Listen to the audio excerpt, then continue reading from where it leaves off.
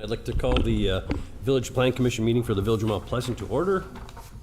First on the list is roll call. Jill? Driver. Isabel? Driver. Here. Washburn. Here. Batia. Here. Bosanowski. Here. Meyer. Here. Rizzler. Here. Van Beckham. Here. We got a full house. All right. Next on the agenda is the approval of the July 17th, 2024 meeting minutes, which I will be abstaining from. I was not here. Mr. Chairman, I move to approve the July 17, 2024 Planning Commission meeting minutes. Second. Motion and a second. Any further comments? Now I'll call a question. All in favor? Aye. Aye. Opposed? One abstention. All right. Next, we'll go on to new business. 11508 Braun Road Certified Survey Map, CSM 24-3. Sam. All right, I got all three of these. They're all semi-related, so we'll cover them one at a time. But just keep in mind, we're all talking about generally the same area for most of them. So we're going to start off with the CSM. The applicant applied to merge 25 parcels within Area 2 of TID 5. Durand Avenue, Wisconsin Valley Way, Braun Road, and the village of Sturtevant surround the property. Lot 1 contains just under 800 acres of land, which is the fully combined property. And then there is dedicated right-of-way to clean up the right-of-way lines surrounding the property, which is about 12.2 acres of that dedicated right-of-way land. That's for old parcels that kind of went to the center line of the street and other, cleanup items there. The land use element of the multi-jurisdictional comp plan for Racine County 2035 identifies this area's business, which this application complies. The open space does not propose any public interest ownership of any open space lands or parks within the property. It does identify Braun Road as a recommended corridor for an enhanced bicycle facility, which exists as a grade-separated multi-use pathway. The Village Mount Pleasant Master Bike Plan shows the county bike trail on the north side of 11, which the Wisconsin Department of Natural Resources owns. The transportation element of the comp plan shows International Drive bisecting the property north to south. The applicant applied to amend the comp plan to remove this stretch of International Drive, which we'll get into in the next application. The whole area is zone C12, and the application meets all of the requirements of Chapter 74 subdivisions. I'm not going to repeat the fiscal analysis because it's the same for each of these, but essentially it's the same one that you saw about a month ago. For Microsoft, we did a cumulative fiscal analysis for all the property that they own based on their development agreement with the village, which guarantees a minimum value of $1.4 billion by 2028. So all of the fiscal analysis documents that you saw and analysis is based off of that guarantee. With that, getting to the end, you see a estimated taxable value per acre of about $1.2 million, which is pretty considerable considering the amount of property that we're looking at here. Additionally, that's just the minimum guaranteed value. The TID open revenue to cost ratio is 4-to-1, and the TID closed revenue to cost ratio is 6-to-1. The total revenue to cost ratio is 5-to-1, and the private to public ratio is 106-to-1. And just as a note, 40-to-1 is a positive ratio there. So this performs pretty well comparatively to developments across the village, and it will pay enough taxes to repay its public liability in a single year. So we're doing pretty good on this one fiscally. With that, the village staff recommend that the Plan Commission moves to approve the CSM. I can answer any questions. Also, Claude is here for all three applications, and Hoda is here for Microsoft in case you have any Microsoft questions. But for those, I would say let's probably try to hold off until the site plan if you have any for her, because that's when we get into kind of details. I just have a quick question in regards to the fiscal analysis. At what point do we update that? I know it's a guaranteed 1.4 billion, but where are we at today? Do we have a running total or? We don't, because the assessor's office is in the process of assigning 1/1/24 values. So we'll have probably in a couple months a little bit more clarity as some of those things are reported to the state and the state reports are certified and come out. But we're going to use the 1.4 billion until they exceed that amount. So we'll update that in the future whenever they do exceed $1.4 billion. But as of right now, they do not because they're actively under construction and it's mostly land value. But we would expect that to happen pretty quickly. So we'll see. Okay, thank you. And when you said this, the assessor, Sam, you, for 1/1/24, you said that you mean 25, right? 1/1/25. Correct, sorry, yep. Yeah, that's okay. Yep. The only questions I had on this, I did have a chance to speak with Claude about, and maybe he wants to spend a minute talking to us about the easements. In other words, by virtue of this document, there are not only the International Drive, but some other roads that are being vacated, easements that are not necessary, and so forth. And my question on that to Claude was, are we as a board then going to continue to see, as we have, easement vacations and changes, based on this new area? So Claude, if you could just speak to that a little bit. So really, thank you. The CSM will really cover all those. Obviously, we still retain, the village will retain their easements for the water and sewer along Braun, the water and sewer along Wisconn as well, and then water and sewer along Highway 11. All the rest of the stuff is clarified through the CSM that they're all gone away from the individual property owners. That's And then what any new ones that you need as they develop will be put on, they'll be theirs, because we already have what we need for, as far as the village. okay, So adding new ones, they're there. We don't need any easements. okay, oh, okay. It's all theirs. That was it, just wanted to clarify that. So Sam, I have a quick question also. Under your paragraph of the comprehensive plan, you mentioned about the bike paths and the trail.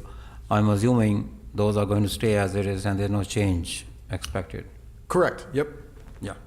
As far as the Rails to Trails project go, that's more of a county, state project, north of 11, and then the Broad Road Trail will stay where it is. Mr. Chairman, can I Yes. just add one thing as well to the rails, to the trails, I guess? So if you remember along Wisconn, when we did Wisconn, we have it set aside and already kind of base is kind of there for the multi-purpose path along Wisconn. Now that we are finishing the utilities along Wisconn, part of that bid that we just released here a couple months ago, those multi-purpose paths will now be in along Wisconn on both sides. So the last one left will be Highway 11, and again, we'll work with Microsoft on that moving forward. Those are pretty important. Our preliminary, you'll see a draft of the bike and ped plan probably early next year. But the preliminary data shows that other than the Pike River pathway, the pathways around Area 1, the Foxconn site, which these will kind of play into, are actually some of the most used multi-use bike trails in the village. So we built them and people are using them, which is nice. So we'll report on that early next year when that bike ped plan comes up. But extensions of those through Wisconn or ultimate Rails to Trails, definitely the existing stuff along Braun is pretty well utilized using like Strava data and other like activity tracking data that we can get. So Good. Thank you. Any further questions for staff or Hoda or Claude? Just one more comment, Mr. Chairman. Sure. So again, to Sam's point, the only one that we are closing for a period of time is the trail along Highway H on the east side of Highway H along Area 3. So again, just because of construction purposes, they're gonna use part of that trail to not come out to Highway H. They're gonna use the trail and kind of keep everything off of Highway H. So that bike path from Braun to KR for a period of time will be closed on the east side of Highway H. The west side remains open, and all of Braun remains open, all of KR remains open. Just that one section, just so you guys are aware as well. Okay, thank you, Claude. Yep. No other questions on the motion? Chairman, I move to recommend approval of the CSM-24-3. Second. Motion second. Any further discussion? Hearing none, I'll call the question. All in favor? Aye. Opposed? Motion carries. Next is 11508 Braun Road Comprehensive Plan Amendment, CPA 24-1. the applicant applied to amend the village as part of the transportation element of the multi-jurisdictional comp plan for a proposed roadway extension of International Drive from Durand Avenue, State Trunk Highway 11 to Braun Road. The applicant wishes to remove the proposed extension to support a phase of the Microsoft Data Center project within Area 2 of TID 5. Additionally, the village staff wanted to use this opportunity to clean up the proposed roadway layer of the comprehensive plan to show roads which the village has since built, so we can remove those off of it because the existing right-of-way is there. Remove the layer from the village of Sturtevant because our section really shouldn't touch Sturtevant's. And then generally to reflect the updated roadway environment in the western portion of the village. So I'll go through all those individually. At the top end, you see a parcel ID list and all the owners of the property. So just as a reminder, the way this comp plan process works is that you all have a preliminary review today, and then you refer it to a public hearing that the village board hosts after a 30-day wait period. We do all the mailings and send out the notices.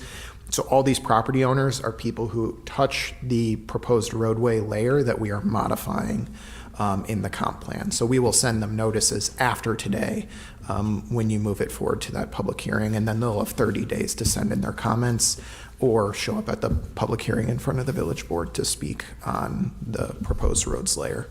Real quickly, Sam, I noticed, and I think I've got an answer already, but in regards to some of these landowners, they're along Highway 20. So we're not just talking about between Brown and 11, you're also going all the way to Highway 20, correct? Correct, yeah. And that's largely the reason why we wanted to clean up this whole area is because you have south of 20, you have TIDs 1, 3, and 4 that all have adopted project plans from the village, and that proposed roads layer was never actually updated to reflect those adopted project plans for those tax incremental districts. And then similarly, they end and TID 5 starts, and so that starts some of the cleanup further south. We've also had some conversations with the DOT, and stemming back from an agreement going all the way back to when TID 1 was created in 2008, and DOT is willing to let us prove traffic counts as development happens in those areas to be a little bit more flexible on some of these roadways. And so we wanted to take those off our map in anticipation that we could prove to DOT that we didn't need as many duplicate roadways, and I'll highlight those as we go through each individual location. Oh, okay, yeah, because it looks like we're getting rid of the I'll call it the new frontage road. Correct. Yep, and I'll get to that in a second. Okay, thank you. Sam, one question. You're just proposing eliminating lines on a plan at this point, really? Correct. None of these lines currently lay over, or there's no easements, there's no any rights of record or any No vested formal rights of way. In some aspects, there might be formal like roadway reservations on a plat, but by removing these, we could also remove those if a development came forward on those undeveloped properties in the future. So we got to take care of this first, and then we could get into site specifics as the properties develop. But we can't do it in the opposite way, so this is being more proactive. All right, thanks. Other questions or comments? All right, so I'll get into the proposed changes, and we'll start at the top and can kind of continue through all of them. So the first proposed road change is the removal of International Drive extension between Durand Avenue and County Line Road.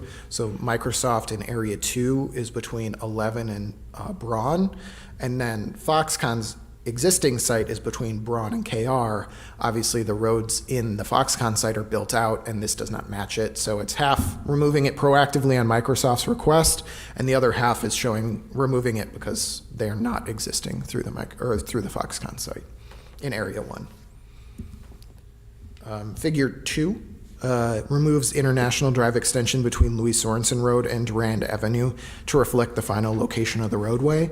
So that just followed the section line straight south in the old comp plan. It ended up bending a little bit to the east, and we coordinated that with DOT when we built out that extension of International Drive back in like 2017. And so that's just a cleanup to reflect where International Drive ended up going. The next one is at the far southwest corner of the village where KR and the frontage road meet. That just shows an existing, continuation of the frontage road, and that is there. So that's again a cleanup just to show where the actual frontage road ended up being improved. Figure 4 is the removal of Enterprise Drive, extension east of International Drive. And that's again to show the final location of the roadway. That is in and connects through to the Village of Sturtevant. It just bends in a slightly different way than what was shown on the proposed roads layer. And then figure 5 shows the removal, the extension of Enterprise Drive west of International Drive. And that's to keep roadway flexibility within the TID 5 North area. What we've seen in the south with Microsoft is that developers have been really prioritizing larger tracts of contiguous property. And so by removing these proposed roadways layers, that doesn't mean the future roads couldn't be added again in the future, but that's kind of what we've seen from the market. And so we just want to reflect those to give ourselves some flexibility out there. Figure 6. Well, hang on real quickly, Sam, in regards to that though, if you're taking away, we don't ever have the right to go back. Once we vacate that, we don't. Oh, we can amend the comp plan as many times. These are not official dedications. So we could come back and add these in 3 months if we wanted. But if somebody comes in and buys the entire parcel, or parcels, if you will, they would then control that. I mean, why would we be able to if we think there should be a road there for whatever reason? I'm saying I don't think we do think there should be a roadway there. Okay. At least as of right now. And then also you have the backing of the subdivision ordinances, which call for specific block lengths. So if someone were to propose merging or re-subdividing it, you all expressly have to give permission for larger blocks than are required. So you just kind of gave that to Microsoft for Area 2. You could have gone back on the subdivision and said, no, you have to create block lengths of X. But in large part, the subdivision ordinances are really written on to anticipate residential development. So it's always a give take. But you do have those subdivision ordinances that you could enforce if it did come to kind of push shove with a future developer. That's not an industrial type Correct. developer. No, even an industrial type. You could, lay down on those subdivision ordinances, say, no, we want to see a public road here.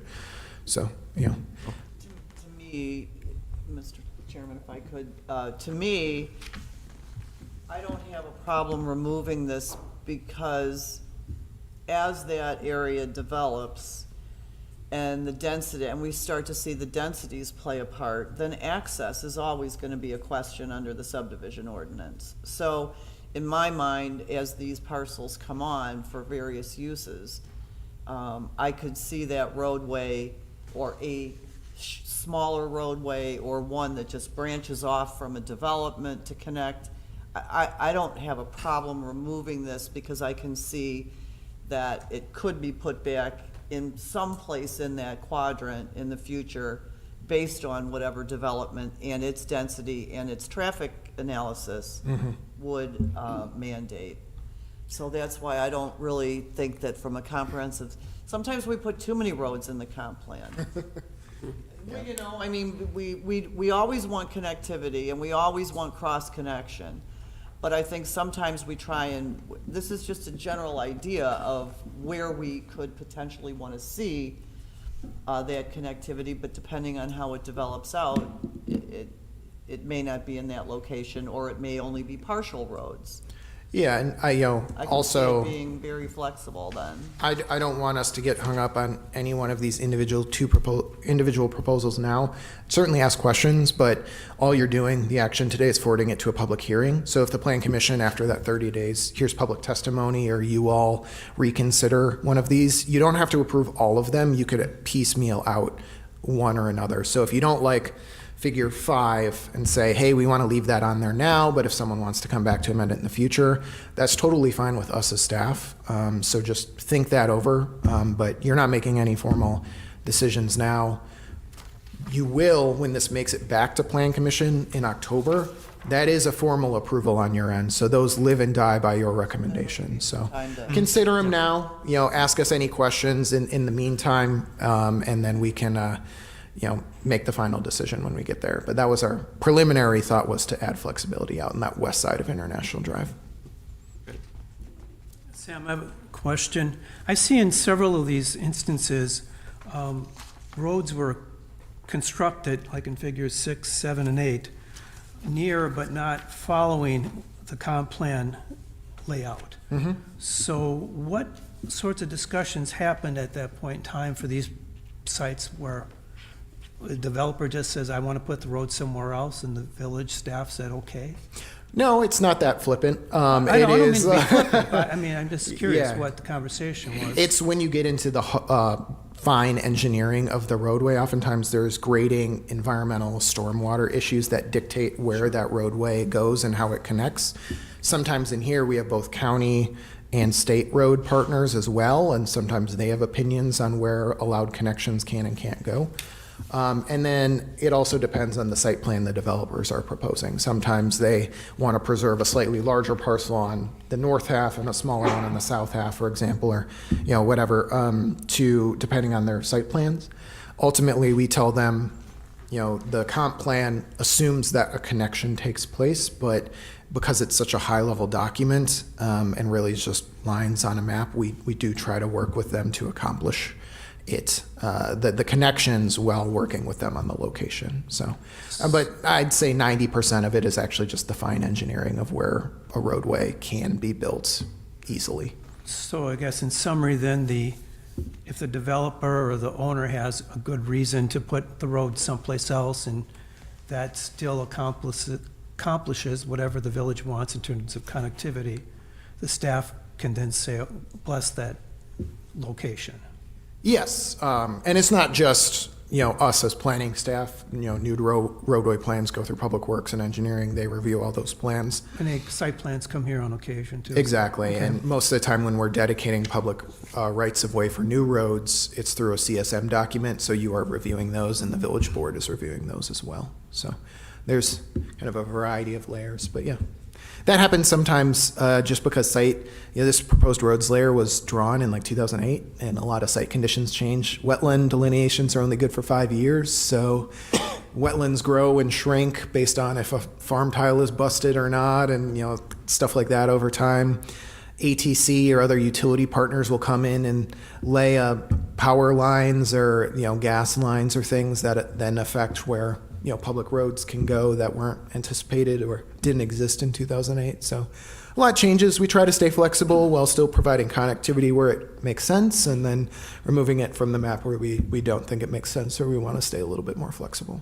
Okay, thanks. Because these all lie in tax incremental districts, 9 times out of 10, we have development agreements with potential developers anyways. So there's also oftentimes a negotiating process that goes through for these developments on those areas as well. So there's, I'd say, like 6 different layers other than the comp plan where roads can and can't go. Sam, well, I'm assuming when you take away a road that was existing there, there's all kinds of lines and other things underneath it, and whether it's power lines or cable lines or whatever. What happens to them? Do they stay, sewer lines, do they stay there? Do you move them? Yeah, so to be clear, none of the roads that we're showing remove on here, they're either existing but in the wrong location, or they don't exist at all. We're not removing any existing roadways from it, so no abandonment of any right-of-way. That's a full separate legal process that involves much stricter notification requirements to property owners, because they have legal access guaranteed through state statutes, so. Yeah, they can tell you no. Yeah, so we're not abandoning any rights-of-way here, it's just amending the long-term plan of where roads might go. These are all expensive propositions. I mean, when you move a road, that's a lot of money involved. So who's responsible for that? It depends on the individual development. Sometimes it's a village project, sometimes it's a county project, sometimes it's a state project, and sometimes it's a local developer project. So who owns the rights of way, how the money negotiations take place, all of that. It's really specific per individual project. But I would say in general, new local roadway, we currently estimate in that fiscal analysis $4 million a mile. So you're right in that public roads aren't cheap. And that's more of these are collector-sized streets. So those get to be even more expensive, like $6 to $8 million a mile. So we try to be careful in when we're requiring them and when we're not, based on where we think it's necessary and where we think the market may or may not push back. But to answer Joe's original question, these are all long-term plans and they can change again in the future. It's the same process. So if we decide, we take a more detailed look at an area, or a developer comes in and does want to subdivide an area, we can certainly work with them to update the comp plan and reflect those maps accordingly at that time. Thank you. Moving on, for figure 6, we have the realigned southeast frontage road. That is a big one that's been on the village's maps for a long time. This is the one where we had some preliminary conversations with the DOT. And if through traffic impact analysis, we can prove that that realigned frontage road isn't required, then we won't have to build it. That is like a 120-foot right-of-way, so that's probably like closer to that $8 million a mile thing, and the DOT wants us to pay for that, not them, even though it's their road. And then it also double fronts a lot of parcels out there, so you have the existing frontage road wouldn't go away, you just have another new frontage road. We don't think the traffic demand based on newer development models will require that much public roadway out there. And it also eats up a lot of potential parcel development out there. So we'd like to take it off, and we're very confident based on our conversations with the village's traffic engineers that it won't be required in the future. So we'd like to proactively get that out of there as quickly as we can. Those were originally drawn from 2008, when there was actually a large amount of residential development shown in the original TID 1 plans way out near the interstate. Village Hall was going to be moved out near the interstate, and it was a whole kind of village center campus that was much closer to the interstate. So a lot of those assumptions are based on traffic modeling that's almost 20 years old for a bunch of development that never actually happened.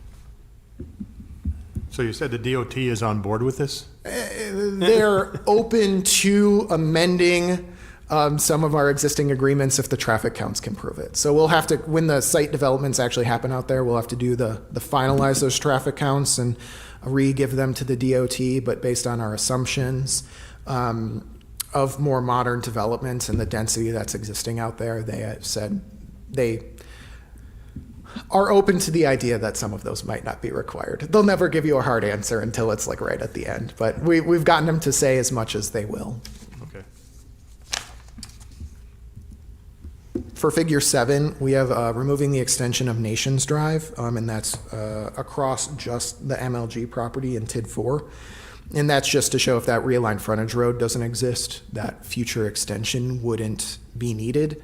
However, Nations Drive would extend from International Drive and then north to where Carrington would be planned to continue further south. So you would have parcel access and connectivity through there. It just wouldn't further go to another side. That MLG parcel is about 60 acres of land.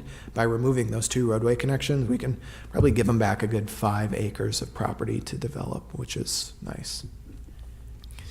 For figure 8, we have the removal of Globe Drive and Carrington Boulevard extensions from the, and that's just because they have been constructed, so they don't need to be on the roadway plan.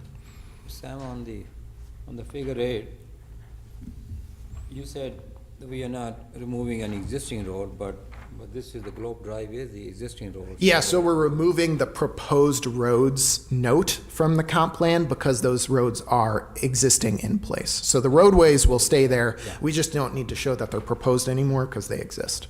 Yeah.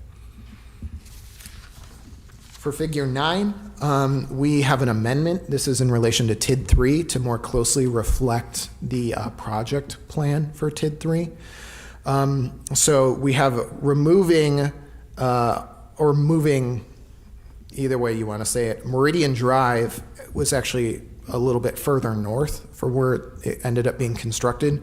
So we're moving where it's shown to be extended and then moving that, reflecting that further north to show where it is planned to extend further east through the TID 3 project plan. And then eventually going to figure 10, in the TID 3 project plan, it's just called C Street because it's A, B, C. So this is C Street. We're showing the removal of that extension across those properties, but showing the realignment of how it crosses the creek further south. And that was all adopted in the TID 3 project plan. So we're just reflecting that document. And those are all the proposed changes. We believe they all meet the goals, objectives, and policies of the plan, would not lead to any detrimental environmental effects. are compatible with surrounding land uses. Existing local and county facilities are adequate to serve the type of modifications that we're showing here. And really, these reflect a lot more up-to-date land uses and conversations with county and regional facilities. And then the proposed roads, or the proposed amendment, would enhance economic development within the county. The original Microsoft request, obviously, to remove it through Area 2 supports their fairly significant development through that area. And then we do believe the proposed amendment is in substantial agreement with the recommendations of the Regional Land Use Plan. Vision 2050, which is the Regional Land Use Plan, does not identify any of the proposed roadways as local arterials planned for extension. So this complies with kind of what Sewer PAC is thinking for regional roadway connectivity, which they look at across municipal boundaries and actually across county boundaries. So therefore, staff recommends that you move it to a public hearing and do all the mailing notices and everything per notes 1 and 2 in the recommendation. Questions for Sam? Or staff? I don't really have any questions. I think it's pretty straightforward, and whenever we're amending our land use plans, it's always a little scary because they're very important documents. However, as you have stated, Sam, they are planning tools, and they need to be updated on a regular basis, just because things change, times change, and obviously in our village, particularly in this area, things have changed dramatically since the plan was adopted. I think that's an important point. One of the things that we're trying to do as staff is get back to our comp plan and update some of these proposed roadway layers a little bit more aggressively to make sure that comp plan is a little bit more up to date. Over time, that's just a good practice, but things have been happening so quickly out here in TID 5, largely due to the advent of Microsoft in the last 18 months, 2 years, that we thought it was important to kind of be particularly broad looking in this area because, going back 2 years to now, a lot has changed. Who knows what's going to happen in another 2 years? So this grants us that flexibility while still keeping the maps up to date. Yeah, no, I would be willing to make a motion to move forward to the village board, a recommendation for public hearing and moving forward of the comprehensive plan amendment CPA 24-1. Second. Sam, just for purposes of a clean record, do you want one of us to actually read into the record your long motions, number 1 and 2? I think as long as you reference them, which I think that did, you're fine. Okay. Those are adopted procedures, so I think we're good enough. All right, so we have a motion and a second. Any further discussion? Question, all in favor? Aye. Opposed? And then just as a note, if all of you are interested and want to mark your calendars, the date for that public hearing will be September 23rd. So we'll send those mailings out ASAP. I suspect you're going to you'll have some very surprised landowners to find out there's a planned road through their backyards. That is more often than not the case. There may be a Yes. couple of cardiac There's a comp plan? Yeah, we get that a lot. road through my rose bushes. Oh, they'll want to Exactly. know when you're going to build the road. My goodness, what's and- going on here? yeah. Yeah. Former CDA member Jerry Frankie always liked to joke that a proposed road was going straight through his house, and if you know where to look, you can find some interesting stuff on the comp plan. So we're trying to take it, update it in bits and pieces. All right. Next, 11508 Braun Road Site Plan Review, SP 2417. Last one for me. The applicant applied on behalf of Microsoft to construct an approximately 2 million square foot data center complex of buildings within Area 2 of Tax Incremental District Number 5. The borders of Area 2, where I said, are Durand Avenue, Wisconsin Valley Way, Braun Road, and the Villages Tournament. This approval, like areas 3A and 3B is their first one, but not their last one for this. So this will permit them to start mass grading across the site, but does not constitute building plan approval, similar to the last couple times we've gone through this. They'll have to apply for site plan review with detailed site, lighting, parking, landscaping, screening, and architectural plans before we'll issue a building permit. And this application, of course, relates to CSM 24-3, which proposed merging the separate parcels into a single 791-acre parcel. In terms of comp plans, same note from the CSM. In terms of base districts, this meets the lot and building regulations of the C4 zoning district. However, we will re-review all of that with a detailed site plan. They meet, the proposed buildings and drives meet the minimum setback requirements, and we would therefore support releasing grading permits based on how it's shown now. The application tentatively meets the village-wide regulations. Again, we'll re-review those with detailed site plan. The fiscal analysis is the same as we went over for the CSM.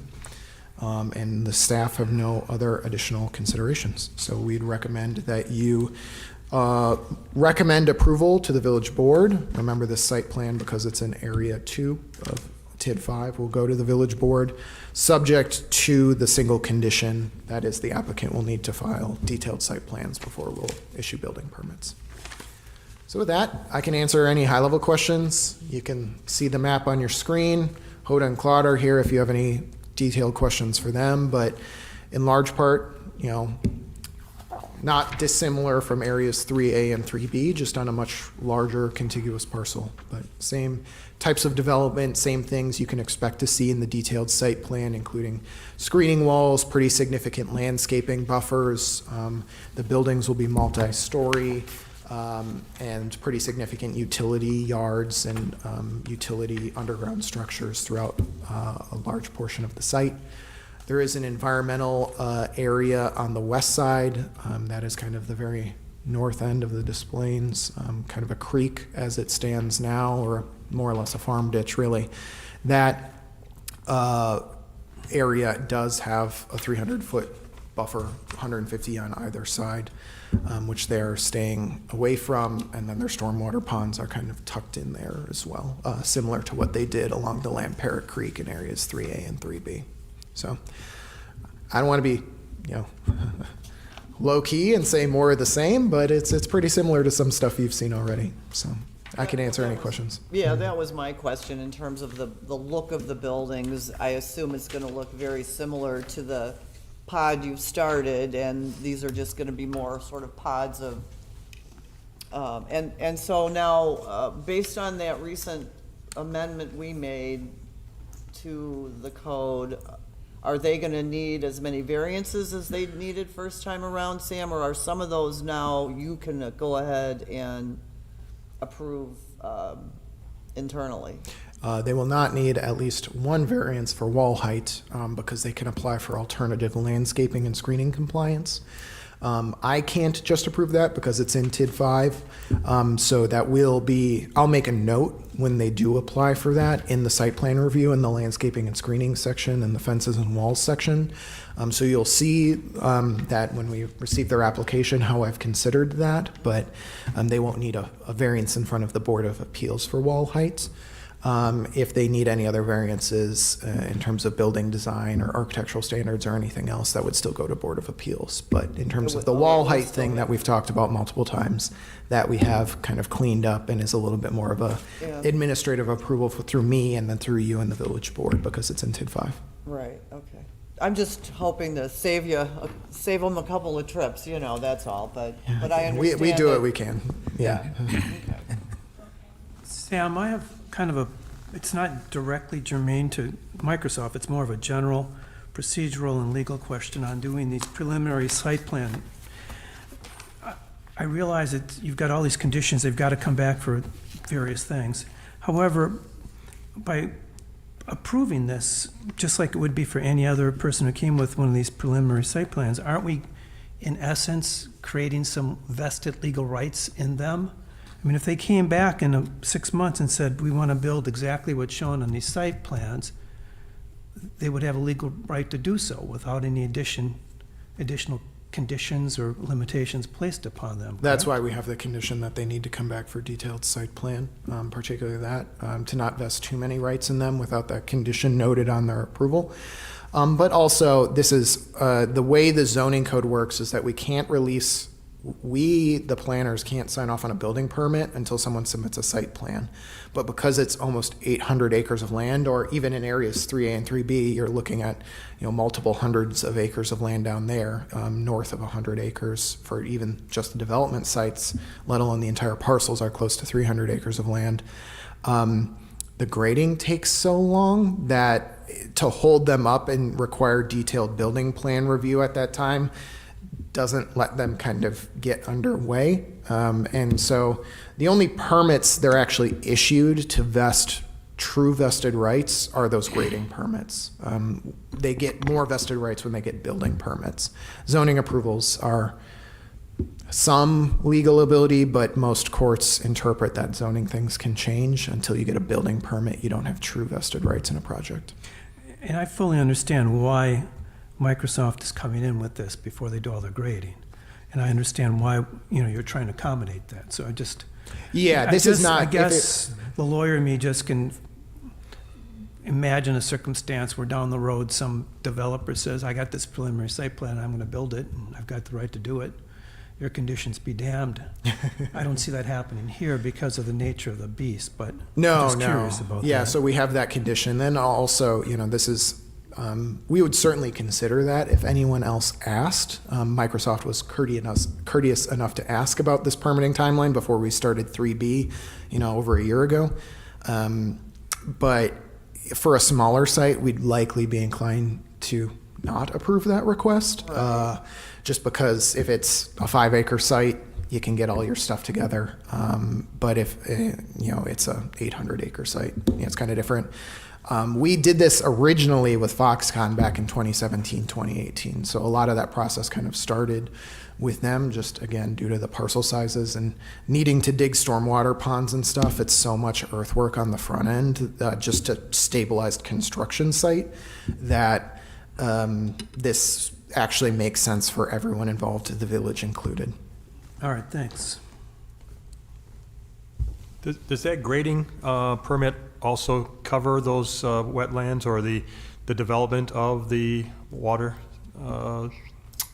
runoff? It would need to include any modifications to those. If they're just leaving them as is, then they just note that they're leaving them as is. But their whole stormwater plan will need to dictate how they deal with that stormwater, where it discharges to, the ponds, et cetera. So the answer is kind of yes and no, depending on how they want to impact the wetlands. But if they're not impacting them, then they just kind of make a note that they're not impacting them. Anything further? If not, motion? Mr.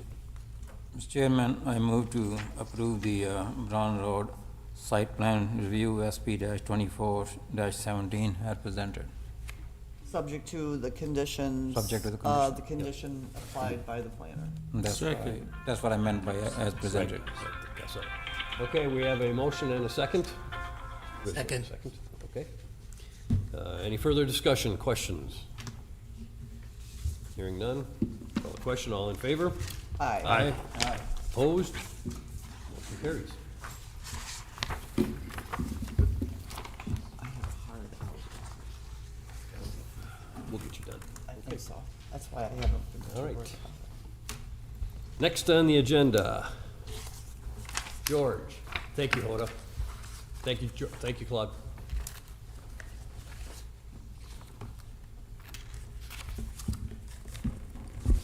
All right, good afternoon, everyone. So Educators Credit Union had submitted an application for a memorial bench for the late County Executive Jonathan Delagrave. This is brought to you because it is not an existing location that was previously approved out at Campus Park. As a staff member, we support this location. It's going to be just off the concrete that's right there at the entrance to the pickleball courts. So To give you a little bit of reference, it's right up to that main gate. And it's going to be a new concrete pad that won't be in the way of any of the walkways there. But it's a very nice tribute that was brought to us, and so staff recommends it. Is there room for further things like a tree, bushes, anything dedicated?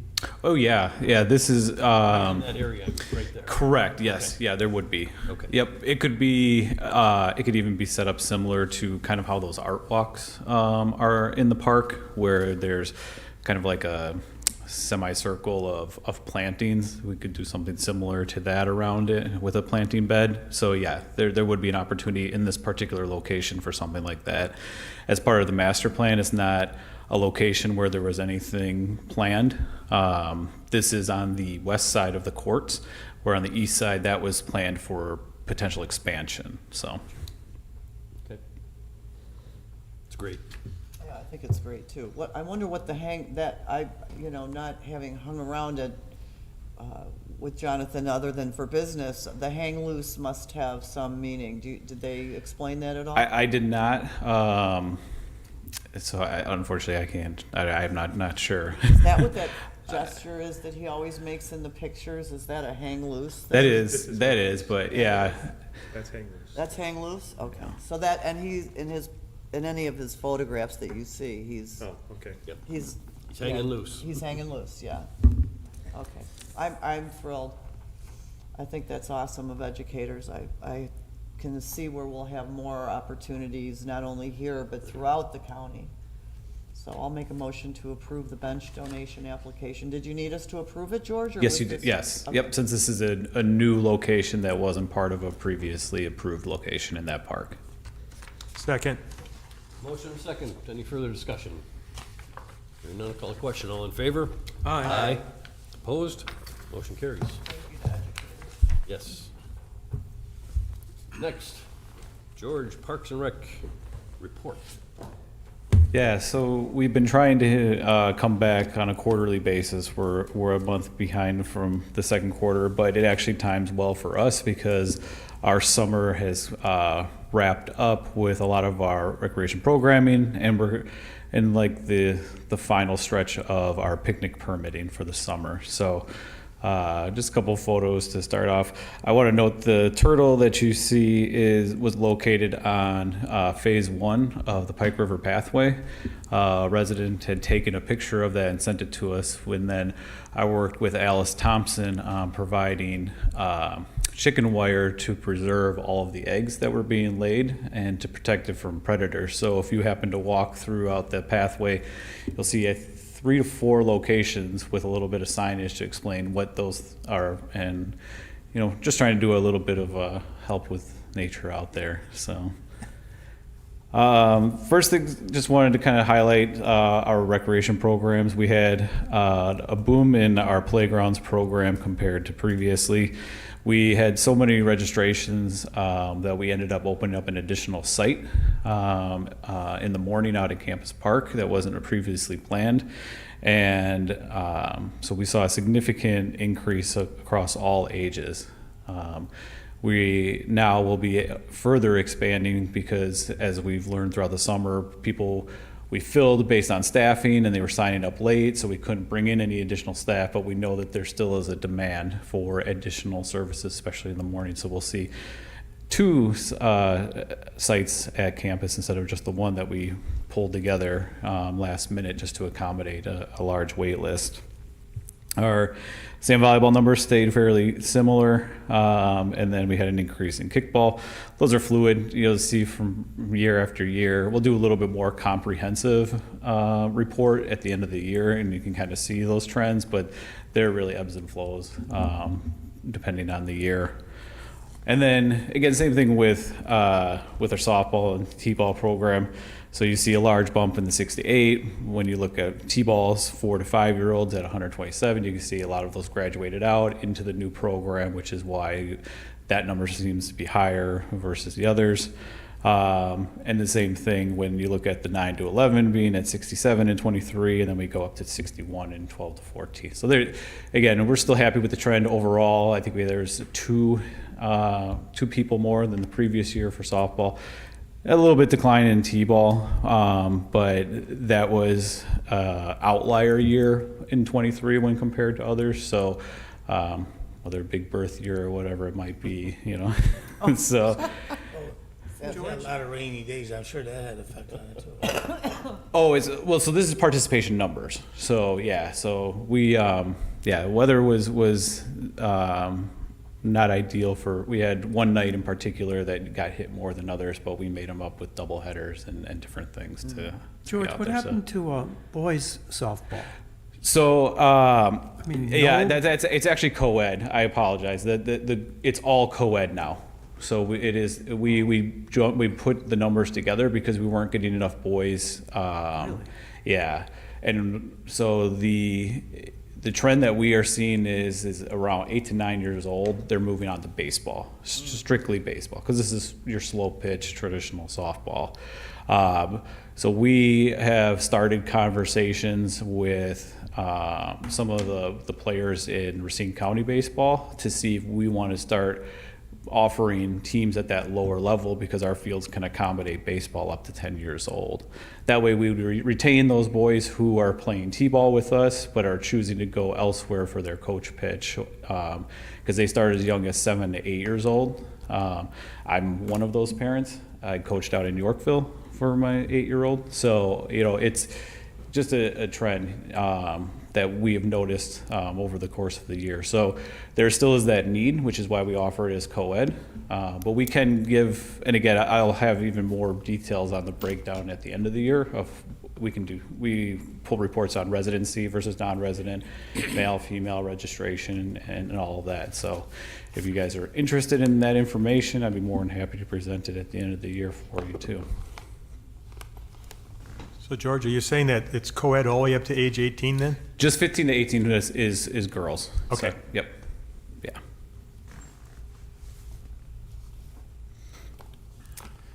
And then a strong year for park permitting. These are to-date numbers. We still have permits coming in at various picnic shelters. And then we obviously still have more reservations coming in for our parks building. So those numbers will increase here before the end of the year. Terrific. You know, we're happy to see numbers across the board. The campus, obviously, that is because of construction, why that we were able to open up that shelter mid-July last year. So we missed a good amount of the permitting season, why that increase is so large. But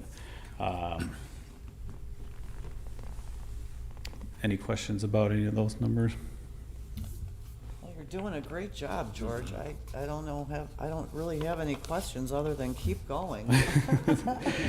So, you know, just a couple of the summer highlights, like was obviously the recreation participation. We were so happy to see that huge bump that we saw overall with our summer playgrounds. Campus Park being open for the full year, I've been able to take notes and figure out what's working, what's not, what changes can we implement for the following years. Are there areas now that we can start permitting that we weren't permitting this year, in figuring out signage, how it's, you know, operating out there. And then, you know, we were able to have the Tourism Commission put on the concert series. We had United Way utilized it. We've had 2 different pickleball tournaments and 1 pickleball tournament coming up. And, you know, the one highlight that I wanted to point out was in our overall Parks Department was the restored prairie from Smolenski.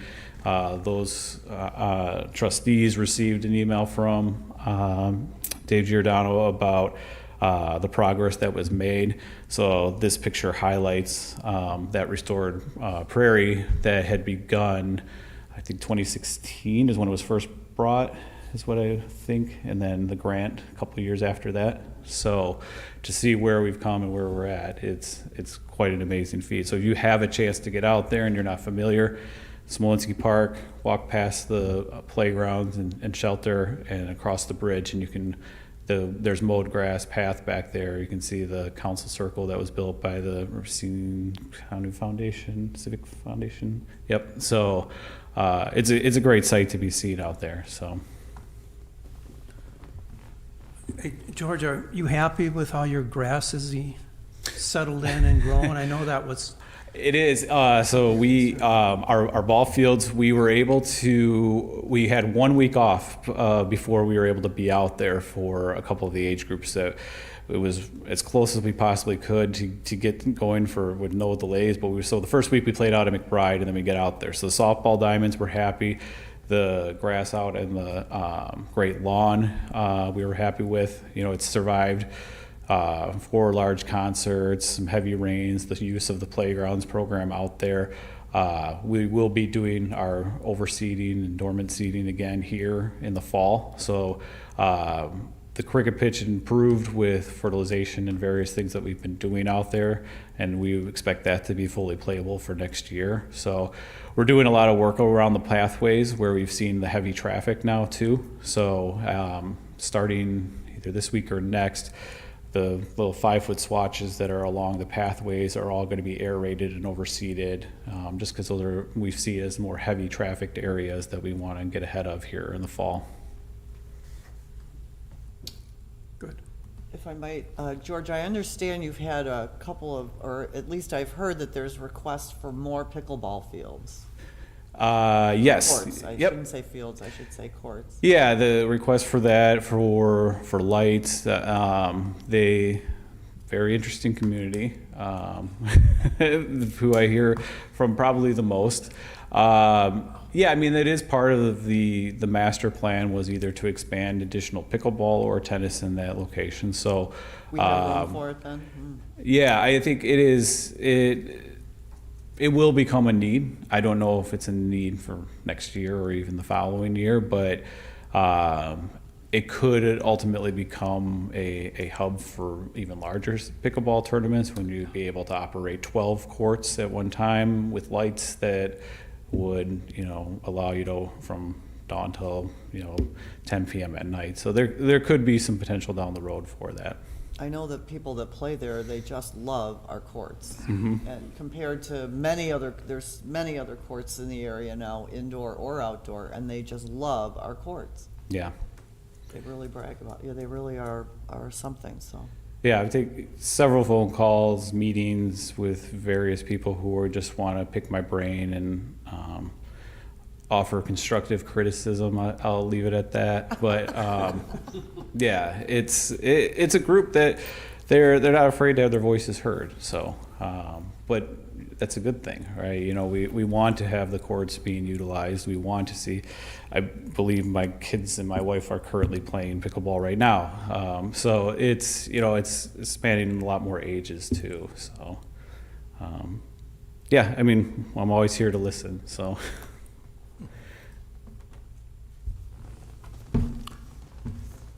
Is it, all I have. real quickly, is it appropriate to mention in regards to the master plan for the other small parks in the village? It's not on the agenda, but Yeah, can you share anything? it hasn't started yet, so I'd say Yeah. next quarterly update, we should have a more thorough update on that process. Yeah, the only thing I'll mention is per the capital improvement projects for this year was we were neighborhood planning for parks, Pheasant Creek, James Turek, Droz, and Dirksey.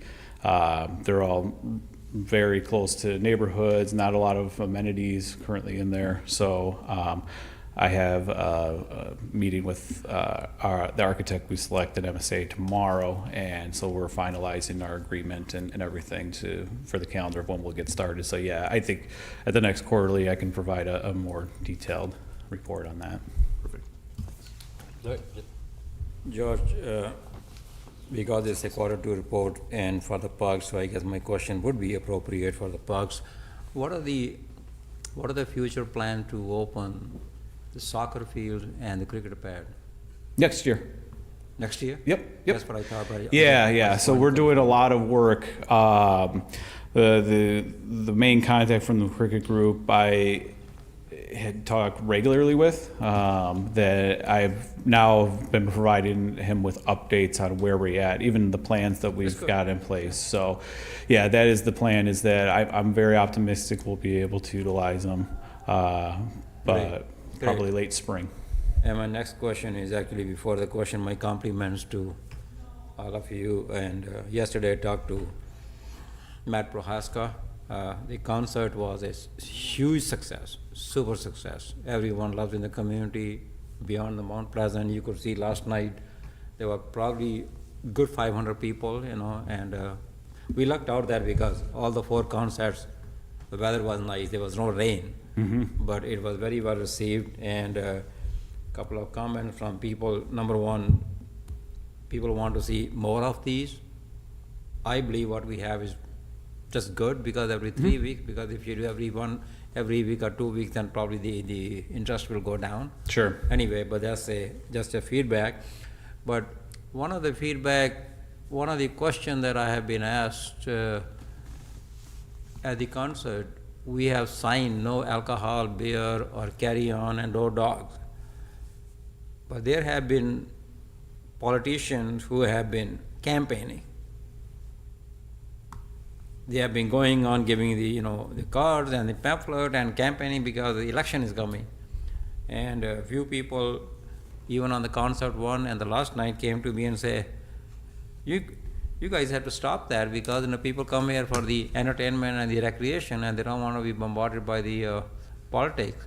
So I talked to Matt yesterday because he was there, and so my suggestion is maybe you can talk to Chris, and see legally we should put a sign, no soliciting, no campaign, no canvassing, something like that. I guess the issue is over this year because concerts are done, and next year is an off-election year. But I think we have plenty of time to, in addition to the alcohol and beer, we should have no soliciting, no canvassing, no electioneering, because some people don't, want that, and rightfully so. But I would think that there's going to be a constitutional legal issues with saying to someone they can't, from a free speech perspective, that they can't go into a public park during a public event and campaign or solicit. I agree that it's kind of poor form, and I wish they wouldn't, but I'm not sure you can. Yeah, but that's why This isn't on the agenda for a discussion item, so. Yep. let's No, wait till George is no, because it's for the park, so I'm kind of, giving you, but no, Tom is right, but my point was, is why I suggested Chris can look into that. George, I know might agree for sure. early on, or months ago, you talked about developing like rules and regs for the park's usage, and also your reservation and permitting process, the procedures and the fees you're going to charge. Are you happy with what was put into effect? As it seemed to work out for you on those fronts? So I don't think that went into effect the last time I was here, but so the village board approved the ordinance changes that I presented. There were a couple minor tweaks to what was originally brought, but yes, yeah, everybody, it's like when I talk with the PD, they're happy with the fact that they have more power and they can actually lean on something to enforce. To see the full effect, it's been a little bit short, to see exactly. But the fact that we have this flexibility that we can implement is where we need it to be. So, like I said, with the change in the alcohol, that significantly benefited Rotary, because everybody was prevented from being able to bring in their own alcohol to the park. They need to purchase from the nonprofit that's there. So, that's one benefit that I noticed right away. But yeah, it's a little early, I'd say, to see like differences between. At least so far, so good. Yes, yeah. All right, thanks. Yep. All right, anything further? If not, thank you, George. Thank you. I'm looking for another motion. Motion to adjourn. Second. Motion and a second. All in favor? Aye. Opposed? We are adjourned. Thank you.